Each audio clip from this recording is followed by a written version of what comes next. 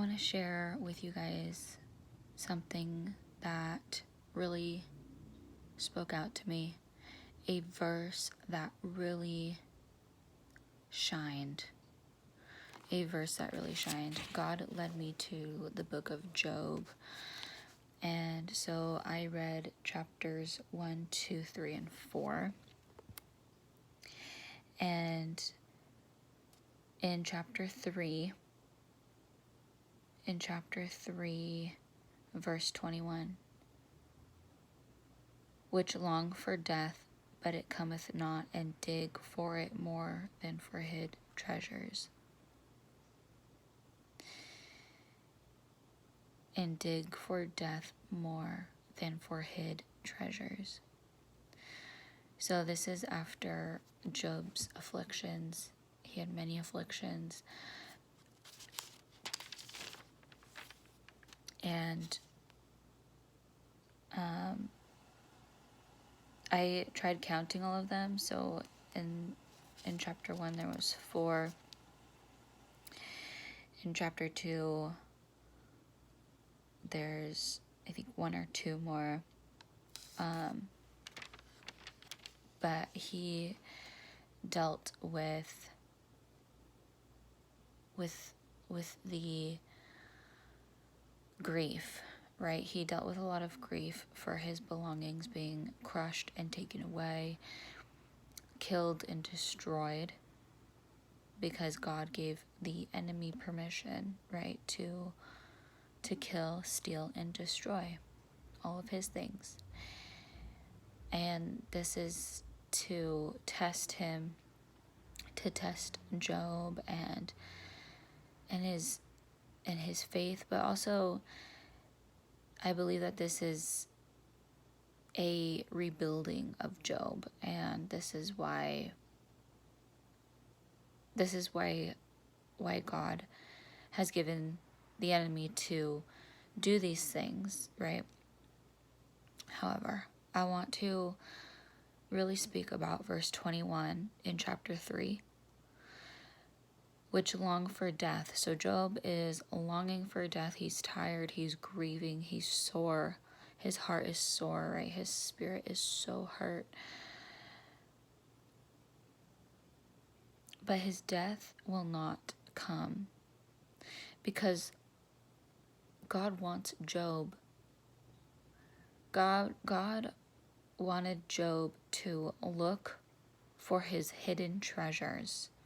He wanted Job to use this time and this energy to bring out of himself the character that God gave him, right?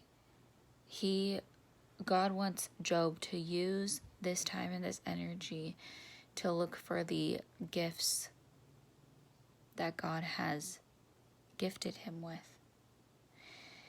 And this really made me tear up, and it made me think about all of the time that I spent thinking about death. A lot of my life. A lot of my life, actually, you guys. A lot of my life. And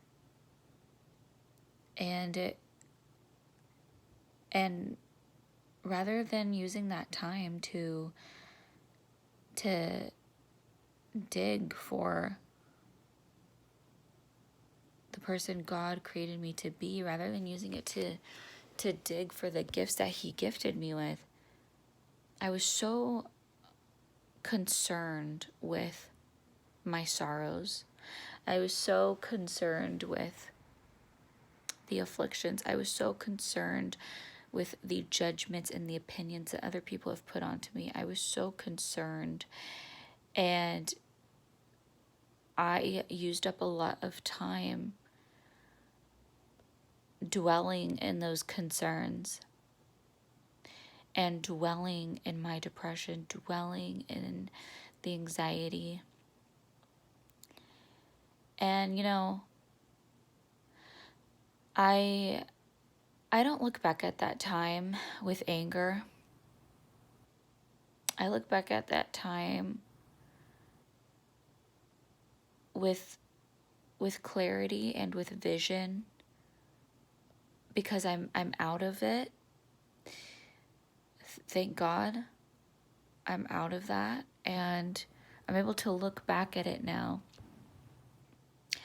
And I see it as a time of learning. I see it as a huge lesson in my life. And I see it as a teaching moment, and I see it as an experience that God allowed me to go through. He allowed me to go through that experience. And with that experience, I gained knowledge, I gained wisdom, and I'm able to teach about it now. I'm able to teach about it. I'm able to help others. I'm able to pick out easily the characteristics of those things, of that sorrowful time. I'm able to pick out the depression characteristics and the anxiety characteristics. I'm able to easily pick out those things, and I use them as tools now, for myself and for others. If ever there's a slip up or a setback, I'm able to easily call out those things and pray about them, so that way God can pick me up. But I just wanted to say to you all that your sorrows right now, there's so much teaching within those sorrows, and there's a lot of weight in that experience, a lot of gold in that experience, and a lot of hidden treasures that you don't know are in that experience. And so rather than wishing for death, wish for the hidden treasures to be exposed unto you. And praying for God's grace and his mercy over your desire for death, because he's not going to give it to you, because he has a bigger plan for you. He has a purpose for you. He has a purpose for you. He has a purpose for you. And so I thank God so much for this word. God bless you. Good night.